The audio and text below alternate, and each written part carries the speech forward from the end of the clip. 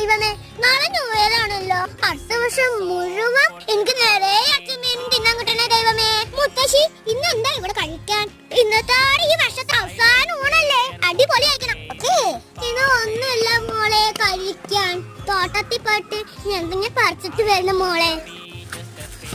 തോട്ടത്തിൽ നിറയെ തക്കാളി പഴുത്തി നിൽക്കുന്നുണ്ടല്ലോ. ഇന്ന് ഇതും കൊട്ടി കറി വെക്കാം.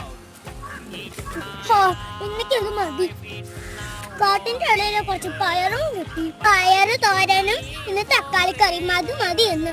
മോളെ എന്താണ് ഒരു ചുച്ചില്? ഈ മുത്തിയമ്മ എനിക്ക് വിഷക്കായും കൊണ്ടാണ് കറി ഉണ്ടാക്കി തന്നെ.